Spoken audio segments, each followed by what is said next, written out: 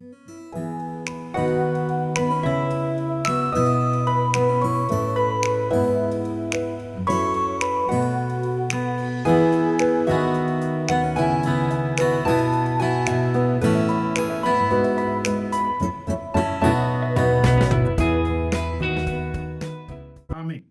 Muy bien. ¿Qué vamos a platicar el día de hoy? En la noche de hoy vamos a platicar sobre lo que nos habla Mateo capítulo 13, que es sobre las parábolas del reino. Nuestro Señor Jesucristo platicó en parábolas muchas cosas.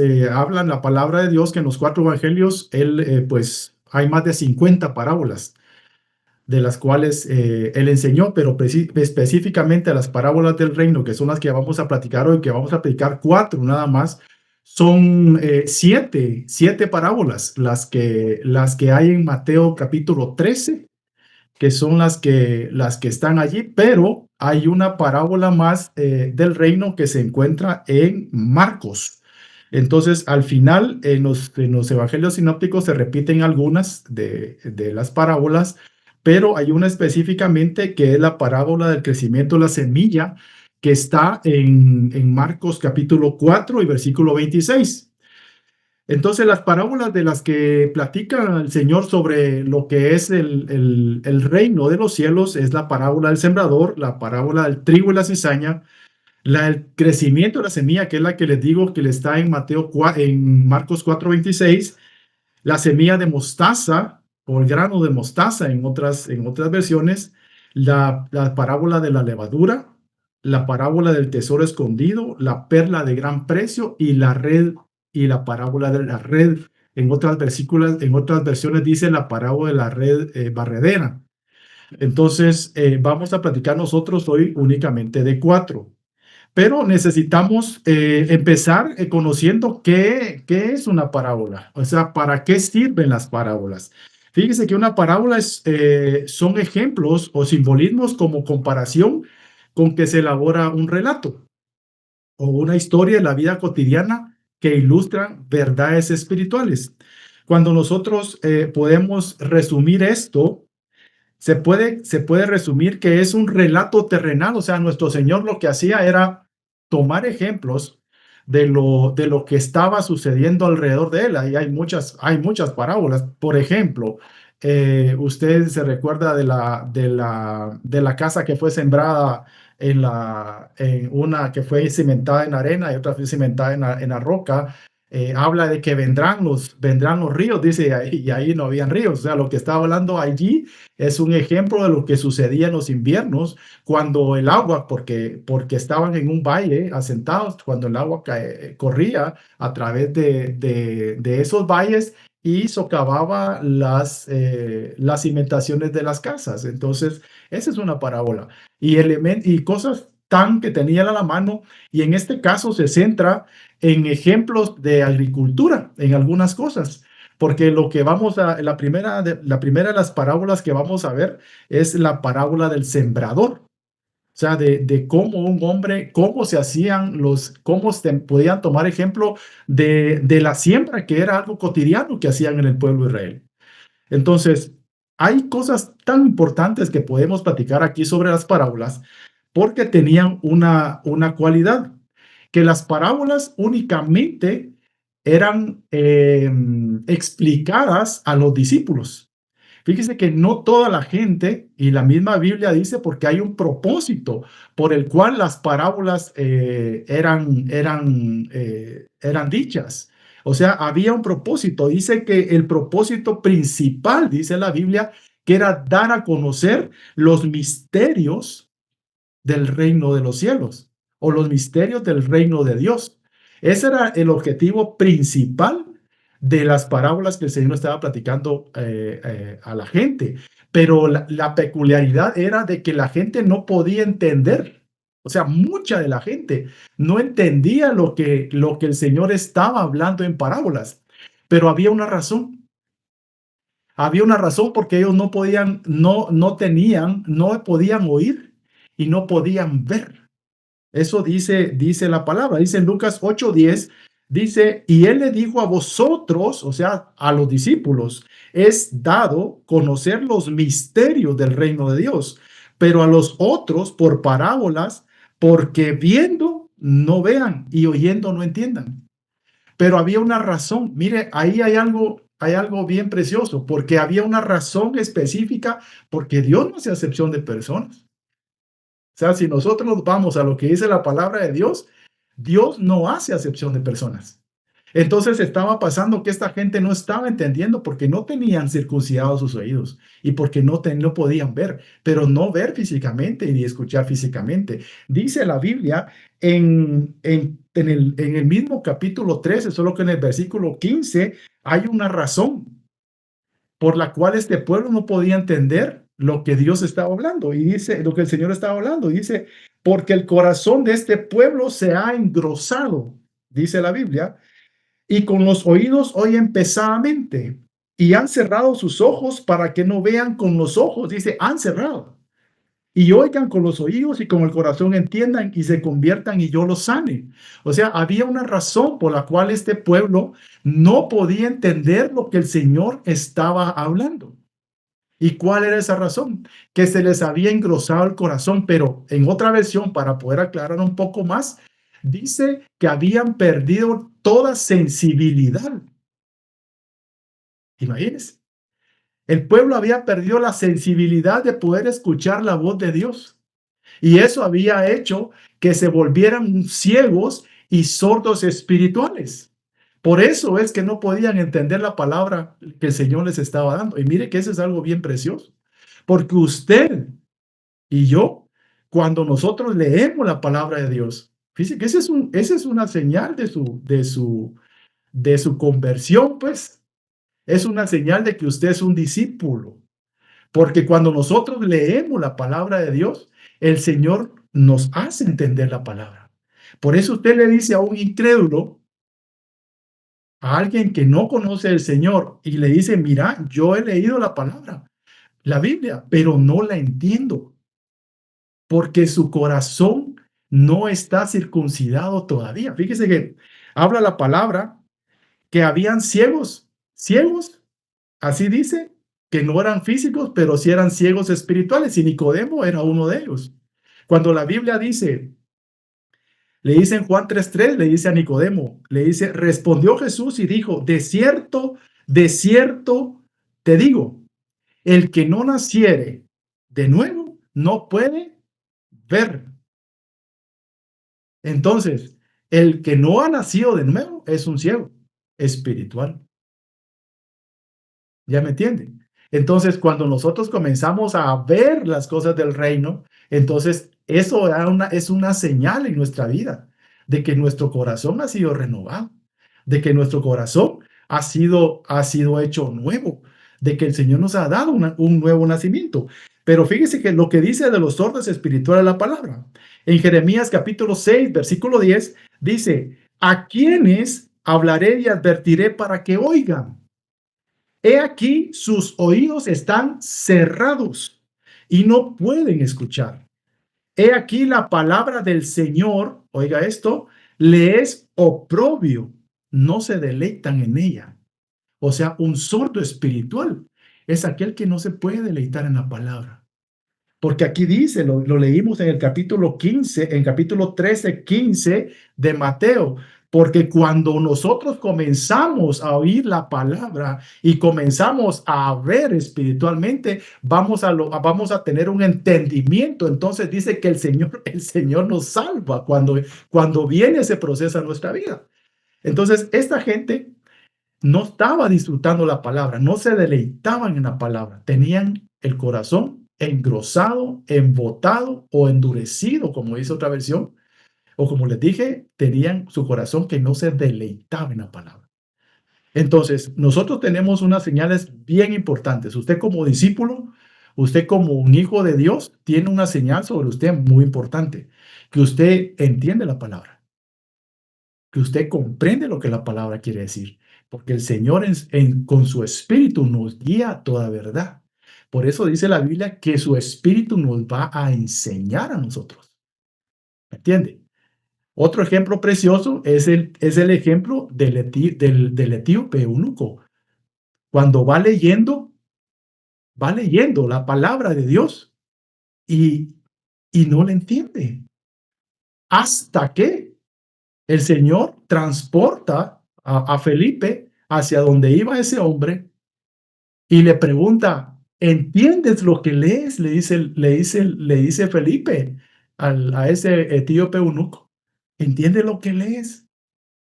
Y le dice, pero ¿cómo voy a entender si no hay quien me explique? Porque él tenía todavía sus ojos cerrados y sus oídos cerrados. Pero para eso había llegado un discípulo del Señor para explicarle lo que la palabra de Dios quiere decir. Y le dice que del que estaba leyendo ahí era de Jesús. ¿Y qué pasó cuando el hombre fueron abiertos sus oídos y sus ojos y creyó en su corazón? Dice, yo creo, dice, porque le dice, yo creo que Jesús es el Hijo. Mire cómo y no entendía. Mire cómo vino el discernimiento de ese hombre. Yo creo que Jesús es el Hijo de Dios. Entonces, como has creído, por eso dijo, mira, y yo quiero que me bautices. Como has creído, le dice, entonces yo te voy a bautizar. Mire qué precioso. O sea, que es tan importante, o sea, para nosotros como discípulos, como hijos de Dios, como seguidores de Cristo, nosotros tenemos unos privilegios preciosos, porque el Señor agarraba a sus discípulos y les explicaba las parábolas. Así como usted le explica, el Espíritu le da a entender lo que es la palabra de Dios. Entonces, tenemos varios puntos, cómo concluir con esta pequeña introducción, porque la verdad es que aquí vamos a terminar la introducción y vamos a comenzar a ver lo que son las parábolas, pero podemos concluir en tres cosas. Uno, que solo los verdaderos discípulos les es dado a entender los misterios del reino. Solo a los verdaderos discípulos. Número dos, que a través de la regeneración del corazón, nuestros oídos son abiertos y nuestros ojos espirituales para que nosotros podamos entender los misterios del reino y para que nosotros nos convirtamos y para que el Señor nos salve. Ese es el propósito, el segundo propósito del conocimiento de la palabra. Y número tres, nos es dado el conocimiento de los misterios del reino de los cielos, no para que nos pongamos así de cabezones, para que nosotros podamos ayudar a otros, podamos guiar a otros al conocimiento de Jesucristo como el Hijo de Dios, que fue lo que sucedió con Felipe, que les puse el ejemplo de Felipe, que llegó y como él sí tenía el conocimiento de lo que significaba lo que estaba leyendo, guió al otro a su conversión, a conocer a Jesucristo. Entonces, nosotros estamos hoy acá y estamos los domingos en la iglesia y así pasamos mucho tiempo y otro tiempo que nosotros dedicamos a leer. El Señor nos comienza a hablar, a decir y a enseñar los misterios, porque yo no sé si usted ha leído y se le vuelve vida a la palabra, se le vuelve rema esa palabra. ¿Por qué? Porque usted es un discípulo. Así que ya sabe que una de las cualidades o de los objetivos, de los propósitos primarios de que el Señor a usted le enseñe la palabra de Dios, que a usted y a mí nos enseñe los misterios del reino de los cielos, es para que nosotros podamos ayudar a otros. Y eso se llama hacer discípulos. Amén. Que es uno de los principales mandatos, ir y hacer discípulos a las naciones. ¿Y cómo lo va a hacer el discípulo? Enseñando, enseñándole. Amén. Entonces, vamos a platicar de las parábolas, de 4 parábolas. La parábola del sembrador, creo que es la parábola más conocida que nosotros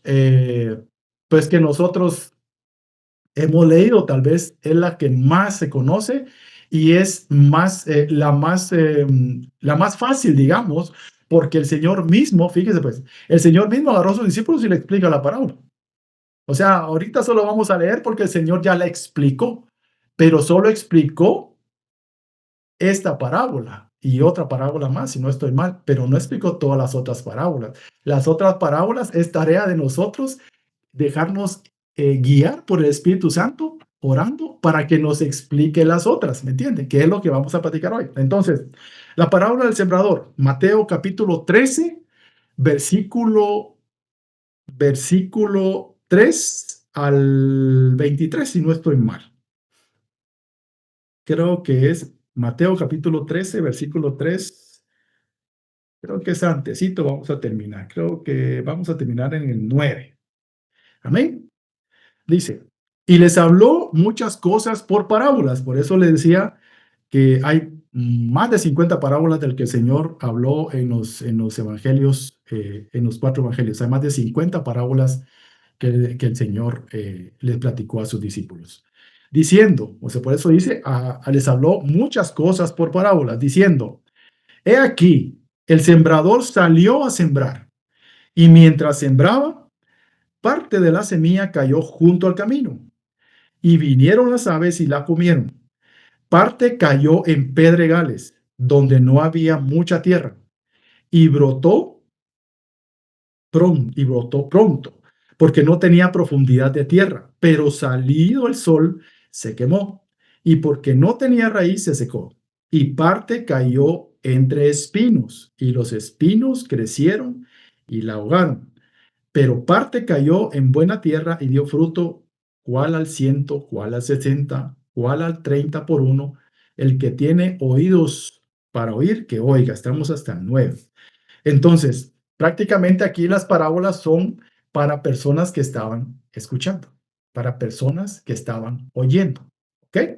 Entonces, aquí habla de 3, 4 escenarios diferentes de donde la semilla es sembrada. Primeramente, habla de que la semilla cayó junto al camino y nos explica el mismo Señor Jesucristo, nos explica que ese es el que oye la palabra, que el que oye el mensaje de la palabra del reino y no la entiende. O sea, no logra entender qué es lo que pasaba con estos en versículo 15 del capítulo 13 que platicábamos. No logran entender la palabra. Entonces dice que viene el malo, que es figura, porque dice acá que vinieron las aves. Y póngale mucho, tal vez un resaltador a las aves, porque las aves en este momento están haciendo una tarea del mal. Están robando la semilla. O sea, no logran entender porque la semilla, la palabra es robada. La semilla que fue sembrada, las aves vienen y se la comen, la roban. La segunda dice que cayó en pedregales donde no había mucha tierra. Y la palabra misma nos explica que este es el que oye la palabra y que al momento la recibe con alegría. O sea, este es aquel que da evidencias de que recibió la palabra. Dice que la recibe con alegría. O sea, alguien me platicaba y me ponía un ejemplo y me decía, es cuando el Señor dice que está a la puerta tocando y que nosotros abramos y Él va a entrar que la puerta en nuestro corazón y va a cenar con nosotros y nosotros con Él, eso dice la Biblia. Pero me explicaba esa persona parte de esto, me decía, mira, lo que pasa es que a veces es cuando toca la puerta y abren la puerta, el Señor y ¡pum! Y cierran. ¿Ya me entiende? O sea, por hacerle una analogía, se emocionan, pero cierran, no lo dejan entrar. Y para que haya un cambio verdadero y un cambio no duradero, porque debería permanecer todo el tiempo que nos quede de resto acá en la tierra. Pero para que suceda eso, el Señor tiene que entrar a nuestro corazón y cenar con nosotros, porque ahí así dice la Biblia, y nosotros con Él. ¿Ya? No es solo que el Señor se quede afuera con la emoción, por como habla que este fue el que oye la palabra y al momento la recibe con gozo, o sea, pero no tiene raíz. O sea, se seca rápidamente, es de corta duración. O sea, usted lo ve y recibió la palabra. O sea, y recibió al Señor en ese momento, ¿verdad? Recibió el llamado, pero ya no lo vuelve a ver en la iglesia. Entonces, ¿qué pasó ahí? Ya no llegó a la iglesia la persona esta. Recibió al Señor en su momento, pero la recibió con gozo en ese rato. Pero no había, porque al final la tierra que está hablando ahí es esto, es el corazón. No pudo echar raíz, ¿ya? No es de poca duración, pues al venir la aflicción o la persecución por causa de la palabra, o sea que ahí el Señor también está afirmando que nosotros comenzamos a tener persecución. Persecución no de la gente literalmente, aunque a veces sucede, pero pues empezamos a sufrir persecución porque nosotros en ese momento somos trasladados del reino de la oscuridad al reino de la luz. Y el enemigo pues obviamente no quiere soltar, pero el Señor es poderoso para vencer, porque dice que Él ya lo llevó, ya lo exhibió en un desfile triunfal, ya le quitó sus armas, dice la Biblia. O sea que este enemigo ya está vencido. Amén. A través del sacrificio de Jesucristo, a través de la resurrección de Jesucristo. ¿Ya?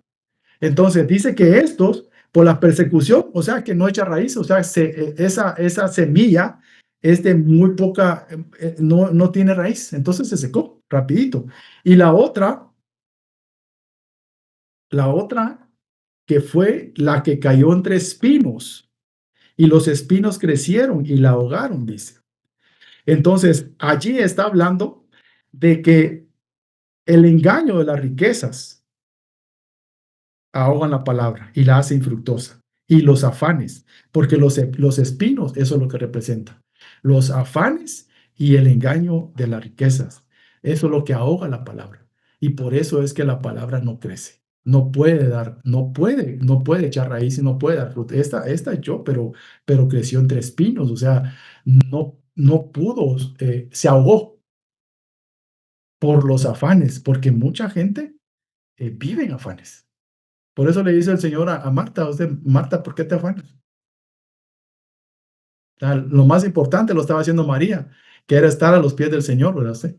A veces hay personas que son muy trabajadores y gloria a Dios por eso, pero, pero su trabajo son trabajadores de no descansar, nunca. Y eso, aquí está hablando. Y los afanes ahogan la palabra, entonces nunca hay tiempo. Nunca hay tiempo para sentarse a escuchar, nunca hay tiempo para congregarse, nunca hay tiempo para leer. Porque todo es trabajo, trabajo, trabajo, trabajo. Dice que en los afanes de este siglo y el engaño de las riquezas, ¿ya? Porque mucha gente, ¿por qué trabaja? ¿Por qué trabaja mucho? Porque quiere riqueza. Muchas veces. No te trabaja porque quiere por otra cosa. La mayoría trabaja mucho porque quieren riqueza. Y pues todo en su equilibrio es lícito, porque la Biblia dice mucho trabajo, riqueza, también. Pero nosotros tenemos que tener, porque ese es para gente que está oyendo. Nosotros estamos oyendo ahorita. Este es para gente que escucha. Entonces, tenemos ese otro ejemplo de que los espinos, los afanes y el engaño de las riquezas ahogan que la palabra, que esa semillita comience a brotar la plantita. ¿Amén? Pero dice que hay una buena tierra, que es la que produce, dice, el que fue sembrado en la buena tierra, este es el que oye y entiende. O sea, oyó porque con el corazón se entiende. Así dice la Biblia. Entiende la palabra y da fruto. ¿Ya? Y produce al 100, al 30, al 60 y al 30 por uno. Entonces, aquí estamos hablando de diferentes tipos de corazones, porque la tierra es el corazón. La tierra que está hablando ahí el Señor es el corazón. ¿Ven? Entonces, Vamos a platicar de la otra parábola que también se refiere a la parte agrícola. Y esta parábola es bien, bien preciosa, porque es la parábola de la semilla o del grano de mostaza. En Marcos capítulo 4, versículo 30 a 32 está esta parábola. Si usted me acompaña. Dice la Biblia, decía también, ¿a qué haremos semejante el reino de Dios? ¿O con qué parábola la compararemos? Es como el grano de mostaza, que cuando se siembra en tierra es la más pequeña de todas las semillas que hay en la tierra. Pero después de sembrado crece y se hace la mayor de todas las hortalizas y echa grandes ramas, de tal manera que las aves del cielo puedan morar bajo su sombra. Entonces, siempre nos sigue hablando de una semilla, siempre nos sigue hablando de agricultura. Tenemos que ponerle atención a esto. Pero también nos sigue hablando de aves, si se da cuenta. Entonces, ¿cómo podemos interpretar esta parte, esta parábola? Porque dice que su inicio, o sea, la semilla es chiquita en su inicio. Y podemos interpretar eso como porque la semilla es la palabra de Dios. Amén. Entonces, podemos interpretar eso como la palabra que fue sembrada y que fue predicada primeramente por nuestro Señor Jesucristo. O sea que su principio fue pequeño por un hombre, por nuestro Señor Jesucristo. Y se fue expandiendo, fue creciendo después a 12 discípulos. ¿Ya? La palabra de Dios se fue haciendo mayor. Y después, estos discípulos a otra fue que fueron enviados a predicar la palabra por todas las partes, ¿ya? De que estaban. Entonces, aunque el inicio fue pequeño en la predicación de la palabra, aunque la semilla esta fue chiquita originalmente, dice que se va a volver, esa semilla se vuelve un árbol frondoso. Dice acá que creció ese árbol. Y es el crecimiento que tuvo en la palabra de Dios, es el crecimiento, la expansión que tuvo la palabra de Dios, porque dice que se hizo un árbol frondoso, y dice que el árbol de mostaza era un árbol de más o menos 2 o 3 metros de alto, con su tronco grueso y con ramas bien extendidas. Entonces, cuando nosotros vemos que es la predicación de la palabra del reino, de la palabra de Dios, en la extensión que tuvo, porque las ramas tienen un significado.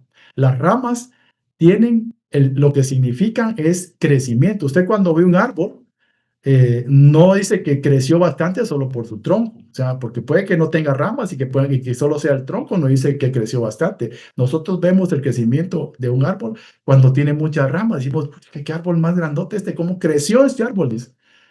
Y las ramas representan expansión y también representan prosperidad. Pero ahí viene porque lo que está haciendo aquí es una advertencia al Señor. Ahí viene lo impactante, porque dice que cuando hubo este crecimiento, cuando hubo esta propagación, cuando creció lo que fue sembrado, que fue la palabra de Dios, y que se extendió, dice, y prosperó todo esto. Entonces vinieron las aves e hicieron nido en las ramas. Por eso le dije que le pongamos atención a lo que representaban las aves en la parábola del sembrador, porque al final aquí estamos hablando de semilla igual y estamos hablando de aves. Y las aves en la palabra de Dios representan agentes del mal.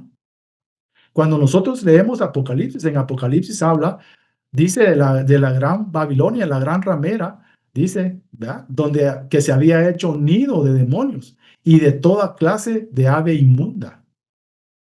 Entonces, cuando nosotros entendemos de que las aves llegaron a ser nido, o sea, llegaron a hacer su casa, entendemos que agentes del mal fueron y se mezclaron, se introdujeron en la propagación, en el crecimiento de lo que había sido el reino de los cielos acá, el reino de Dios.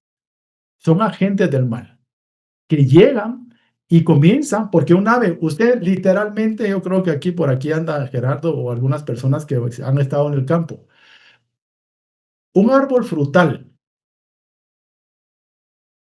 lo menos que quiere uno es que las aves estén ahí. ¿Por qué? Porque se comen el fruto. A veces el fruto ni siquiera ha madurado y las aves, por decirle los famosos anates, ¿no usted? Que son las aves más conocidas tal vez que hay. Usted tiene su árbol que da mango y se comienzan a caer los mangos, ¿no usted? Porque ya están comidos. Muchas veces se comen el fruto antes de que se madure. Allá en la casa, le comentaba yo a mi esposa cuando platicábamos esto, le decía, mira, allá en Izabal hay árboles de caimito, no sé si usted conoce los caimitos. Va. Pero allá hay ardillas y hay mucho pájaro. Entonces estos bandidos se comen el fruto. Entonces está esperando uno que esté el fruto y el fruto ya está comido o ya está contaminado. Entonces, cuando nosotros miramos esto, vemos a esos agentes del mal. ¿Quiénes son los agentes del mal? Los falsos maestros, los falsos apóstoles, los falsos profetas, los falsos pastores. Son agentes del mal, son que se están introduciendo en el crecimiento de la propagación del reino de los cielos. O sea, esta parábola es una advertencia, o sea, de lo que iba a venir. ¿Acaso no está sucediendo eso, pues? ¿Usted me dice eso? ¿No está sucediendo esto ahora? ¿Acaso no llegó el tiempo en que se propagó tanto la palabra de Dios? ¿Se expandió, prosperó la predicación de la palabra de Dios? Pero tenemos que tener cuidado. Lo que nos dice el Señor acá es que nosotros tenemos que tener cuidado cuando estemos en esa prosperidad, pero no solamente la externa, también aquí adentro. Porque hay agentes, si nosotros comenzamos a ver que la palabra aquí comienza a prosperar y comienza a dar fruto, tenemos que tener cuidado de que no lleguen agentes a quererse comer ese fruto que la palabra de Dios está dando en nuestra vida. Y hay cosas, mire pues, ¿qué nos puede quitar el fruto a nosotros? Le pongo un ejemplo bien sencillo, que este es un agente, mire usted, que es una bendición, pero también puede ser un agente que a usted le quite el tiempo para leer la palabra de Dios. Este es un agente que a usted le quite el tiempo para orar. Este es un agente que puede ser de bendición, pero tenemos que tener cuidado cómo lo usamos. Porque está bien que lo hablemos en macro, que es el crecimiento, digamos, el crecimiento de la iglesia. ¿Ya? Pero también tenemos que verlo en micro, que es en nuestro corazón. Que nosotros tengamos los ojos abiertos para ver qué es lo que nos quiere robar la bendición. ¿Qué es lo que nos impide a nosotros que nosotros demos fruto? Eso tenemos que tener cuidado. ¿Por qué nosotros dejamos de orar? ¿Por qué nosotros dejamos de leer? ¿Por qué nosotros dejamos de congregarnos?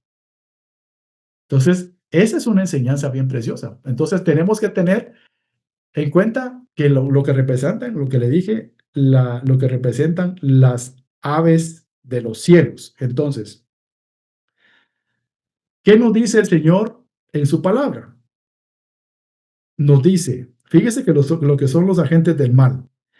Gálatas 1, capítulo 6, capítulo 1, versículo 6 al 9, dice, nosotros, bueno, solo para leer este versículo dice, mas si aún a nosotros, mas si aún nosotros, dice, o un ángel del cielo, oiga atención, os anunciare otro evangelio diferente del que os hemos anunciado, sea anatema.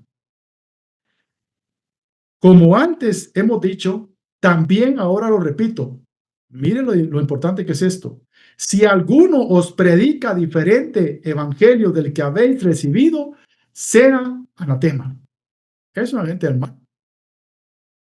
Algo que se disfrace de ángel puede ser agente del mal. Aún dice, no está hablando de un ángel, de un ángel malo. Está hablando aún si un ángel. Por eso fue cuando Juan cuando en la revelación del Apocalipsis se postra delante del ángel. ¿Y qué le dice el ángel? Levántate porque adora a Dios. Yo soy un consiervo tuyo. O sea, yo soy un servidor del Todopoderoso también como lo eres tú. Pero miren lo importante de eso. Porque también se recuerda en Deuteronomio capítulo 13, si no estoy mal, habla de que si se levantara un soñador y le dijere cosas, y te dijere cosas, y te dijere cosas que aún se cumplan, y te dijere, vamos en pos de dioses extraños de los cuales no conocisteis, dice el Señor, no vayáis, porque yo estoy probando tu corazón. O sea, el hombre es muy dado a poder poner su vista donde no tiene que ponerla. La única mirada, la única nosotros, el único lugar, la única persona donde nosotros tenemos que tener fija nuestra mirada es en Cristo Jesús. Únicamente. Porque aquí dice, porque si no, de veras, se nos puede aparecer una cuestión muy, muy bonita y nosotros nos podemos ir con la finta. Aquí dice, ni aunque se nos aparezca un ángel y que nos anuncie un evangelio diferente, sea anatema. O sea, no podemos creer eso. Entonces tenemos que tener mucho cuidado. Entonces, concluimos entonces que este crecimiento y la expansión de la obra de Dios terminará dando cabida, que ya lo vimos, a malvados impostores que roban la semilla de la verdad y que no hacen que el fruto crezca o que se dé. Vamos a leer la parábola de la levadura. Mateo capítulo 13, versículo 33. Otra parábola les dijo, el reino de los cielos es semejante a la levadura que tomó una mujer y escondió en 3 medidas de harina, hasta que todo fue leudado. Fíjese que por lo general, la levadura en la palabra de Dios significa corrupción. O sea, en ninguna parte creo que yo no lo encontré, si puede que me equivoque, pero en ninguna parte encontré que la levadura representa algo bueno. La levadura representa corrupción, representa pecado, y lo habla así en el auditivo o representa impureza. Fíjese que 1 Corintios capítulo 5 y versículo 6 dice la palabra, es terrible que se jacten sobre dicho asunto. No se dan cuenta de que ese pecado es como un poco de levadura. Mire, ¿con qué lo está comparando? Ni de ninguna miel se ha de quemar ofrenda para Jehová. O sea, la levadura el Señor lo ve así. O sea, es una figura de corrupción, de impureza, de pecado. Pero en el Nuevo Testamento, la levadura representa por lo menos 3 cosas. La falsa enseñanza representa la hipocresía en los fariseos, que se recuerdan, que habla la palabra, y representa la malicia y la maldad. Eso representa en el Nuevo Testamento la levadura. Si leemos Mateo capítulo 16, versículo 12, dice la Biblia,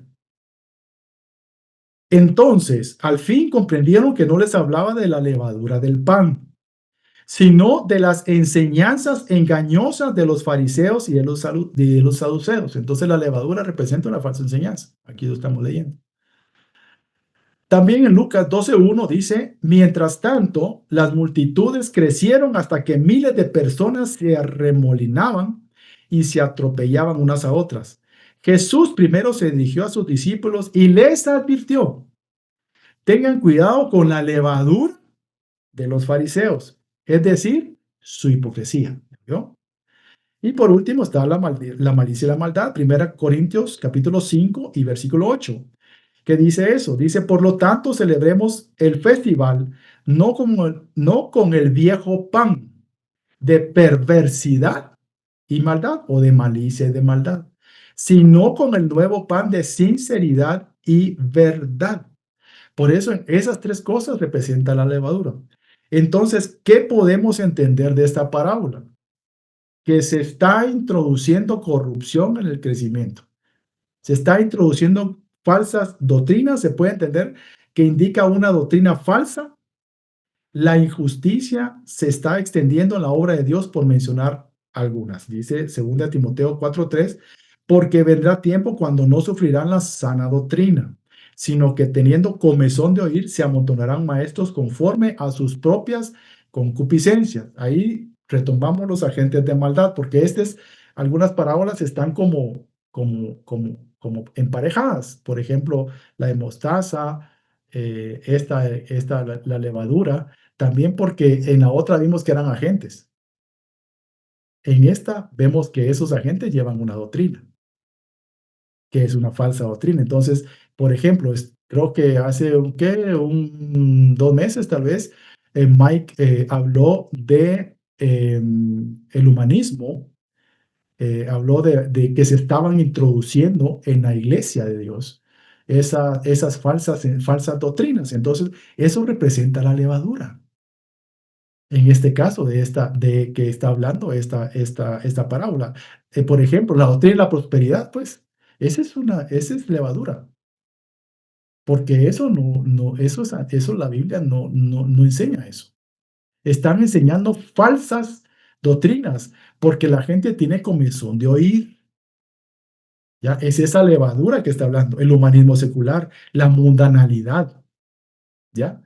Pero hay algo, porque al fin de los tiempos las doctrinas se infiltrarán en la obra de Dios en todos los lugares, en las iglesias, en los estudios, en los seminarios, se está metiendo la doctrina.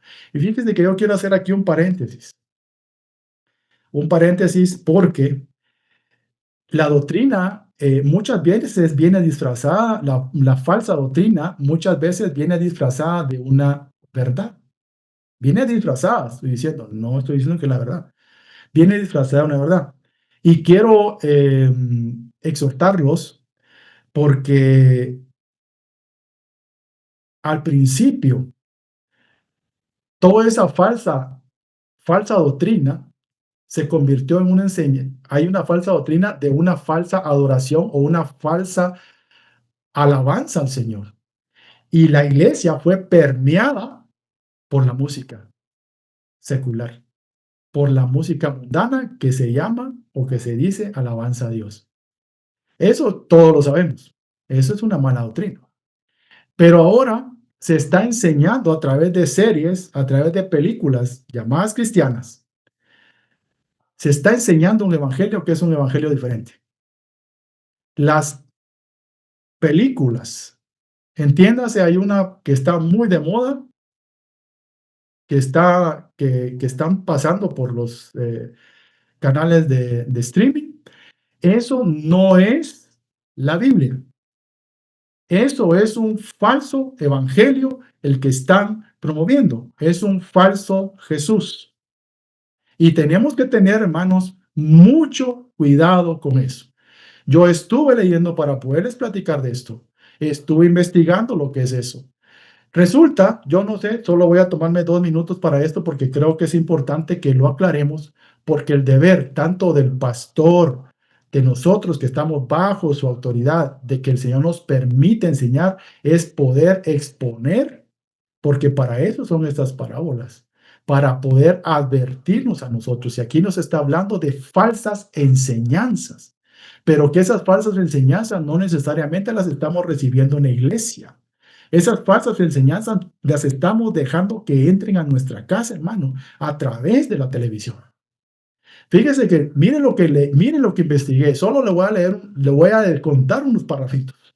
Resulta de que esa serie comienza con la muerte del papá de María Magdalena. Imagínese usted. Y resulta de que narra la serie de que María Magdalena fue violada por un soldado romano. Dígame usted dónde está eso en la palabra de Dios. Y dice textual, esto es textual de lo que habla el director de la serie esta. Dice que es necesario introducir textos, diálogos y personajes para que eso sea más atractivo para el que la ve. Entonces, ¿qué están haciendo? Están presentando falso evangelio. Entonces, yo lo que quiero dejar en su corazón es que tengamos temor, porque resulta después diciendo, a mí me dijeron estas palabras, me dijeron una vez, no hace mucho, es que Ramsés como quería a Moisés, me dijeron. Y a mí me dio risa, pero dice, ¿dónde dice eso? ¿Dónde dice eso? No lo dice la Biblia. No lo dice la Biblia. O resultan diciendo, es que viera cómo peleaban Pedro con Pablo. Pero ¿dónde dice la Biblia eso? Y sabe que van a sacar ahorita, van a sacar un nuevo, perdón, solo voy a apagar esto, ¿eh? Sacaron un nuevo, van a sacar un nuevo, en los programas que están haciendo, van a sacar la vida de Pedro. Yo no, mire, yo no le he visto la serie, pero van a sacar la vida de Pedro, pero con su relación con su esposa, y que le cuento que la esposa se llama Edén. Así dice la serie, así dice el director, que la esposa de Pedro se llama Edén. Usted dígame dónde dice la Biblia el nombre de la esposa de Pedro. ¿Ya me entiende? Entonces, lo que quiero es que tengamos cuidado, cuidado con lo que nosotros vemos, porque eso es una falsa enseñanza. Eso es una doctrina falsa, porque doctrina significa enseñanza. Entonces yo tenía esto en mi corazón porque sí me impacta, porque tenemos que tener cuidado cuando esas falsas enseñanzas vienen a nuestra vida, porque se quedan acá, porque ese es el objetivo, de que se queden acá adentro y que nosotros comencemos a ver el evangelio de otra manera. Imagínense que tengan que poner más gente porque tienen que hacerlo atractivo, porque según palabras textuales del director, es un show, ¿ya? Es un show de gente, productores mormones, porque son mormones, de empresas con gente mormona produciendo esa película. Entonces, les quería dejar esto porque quedaba ad hoc con esta parte que nos advierte el Señor de la levadura, que debemos de tener cuidado. Amén. Y por último, creo que todavía tengo unos minutos, vamos a platicar de la parábola del tesoro escondido y la perla de gran precio, que son similares, son como pares porque hablan de algo muy valioso que fue encontrado. Mateo 13, versículos 44 al 46, dice, además, el reino de los cielos es semejante a un tesoro escondido en un campo, el cual un hombre halla y lo esconde de nuevo, y gozoso por ello va y vende todo lo que tiene y compra aquel campo. También el reino de los cielos es semejante a un mercader que busca buenas perlas, que habiendo hallado una perla preciosa fue y vendió todo lo que tenía y la compró. Lo que estamos entendiendo aquí, lo que dice la parábola, es el costo de la adquisición del reino. Destaca el valor supremo, o sea, representa el valor supremo que tiene la verdad la verdad del reino, lo que tiene, digamos, nuestra salvación. O sea, que no tiene precio. O sea, es como una persona que tiene que dejar todo, porque lo que está hablando ahí es que tiene que dejar todo para poseer el derecho de entrar en el reino de Dios. Fíjese que cuando nosotros leemos Marcos capítulo 10 y versículo 21, vemos el joven rico, y ahí se puede ejemplificar perfectamente esta parábola, que le dice el Señor en Marcos 10:21, dice, entonces Jesús, mirándole, le amó. Mire, esto es hermoso, porque no lo condenó. Dice, mirándole, le amó, no lo juzgó, no lo condenó, no lo señaló, le amó y le dijo, una cosa te hace falta, anda, vende todo lo que tienes y dalo a los pobres y tendrás tesoro, que fue lo que está hablando acá la parábola, en el cielo. Y ven, sígueme tomando tu cruz. Entonces, ¿qué pasó con este joven? No pudo. O sea que le dio más valor a lo que tenía materialmente que a la invitación del mismo Señor a que le siguiera, a que fuera parte de los salvos, a que fuera parte de sus discípulos, porque el discípulo es el seguidor de Cristo, pues. Pero él tenía como más valor las cosas que tenía alrededor, todo lo material. Por eso dice que es semejante a un tesoro escondido en un campo que alguien encuentra. Y como ese tesoro es más valioso, se vuelve más valioso que todo lo que tiene uno alrededor. Por eso dice el que no deja padre, ni madre, hermano, hermana, hijos, con tal de seguirme a mí, no puede ser mi discípulo, o sea, no puede seguirme, porque le está tomando más importancia a eso. No que uno lo deseche, no que uno lo dé la espalda, sino que el centro de nuestra vida tiene que ser ahora nuestro Señor Jesucristo. Amén. El que tiene que estar sentado acá en el corazón tiene que ser nuestro Señor Jesucristo. El que tiene que tener todo, todo lo que nosotros somos, nuestra voluntad, porque en el corazón está la voluntad, todas nuestras intenciones, todo nuestro intelecto, todos nuestros planes, tenemos que ponerlos siempre a los pies de nuestro Señor, porque Él tiene que ser lo más importante de nuestra vida. Cuando nosotros conocemos a Cristo, todo lo demás pasa a un segundo plano, hermano. Todo se queda a un segundo plano. Las cosas que nos gustaban, incluso los hobbies. Yo no sé si usted cuando conoció a Cristo tenía hobbies, pero yo tenía hobbies fuertes.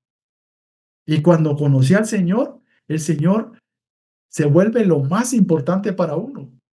Entonces uno comienza a dejar lo que a Él no le agrada, porque Él es lo más importante. Y eso es lo que nos quiere dar a entender esta parábola, que cuando usted conoce a Cristo, todo lo demás, hermano, pasa a un segundo plano. Todo lo demás pasa a un segundo plano. Usted lo que quiere es agradarlo a Él. Usted lo que quiere es seguirle a Él. Usted lo que quiere es servirle a Él, hermano. No hay necesidad que a uno lo obliguen o lo forcen, porque usted lo más importante para su vida es Cristo Jesús. Es el reino de los cielos. Es querer estar con Él, porque así dijo Él. Yo me voy a preparar un lugar para que ustedes estén donde yo esté y estén conmigo. Entonces, ¿cuál es su ilusión? Es estar. Por eso usted cuando fue al temblor, usted no se asustó, digo yo. ¿Por qué? Porque dijo, bueno, si hoy me toca, yo me voy con él. Por eso es que uno ya no se asusta. Mira usted, yo me asustaba con los temblores, yo de veras no me gustaban. A mí las tormentas en el mar me gustan. Las tormentas de agua en el mar, qué rico. Pero los temblores me asustaban, de veras. Pero fíjese que realmente sí el Señor me ha quitado, he perdido, gracias a Dios, he perdido el temor a eso. Entonces, cuando tembló, yo dije, usted dijo de plano, ya me voy con el Señor, qué miedo, ni qué nada, ¿sí?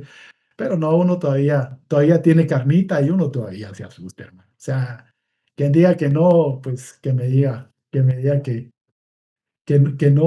me diga que no. Pero sí, sí, todavía uno, pero poco a poco eso va menguando, porque realmente nuestra vista, nuestra mirada, nuestro anhelo es estar con Él. Amén. Entonces, ya concluyendo, creo que hay un par de consejos para todos nosotros los que oímos la palabra, los que vemos, los que hemos tenido entendimiento.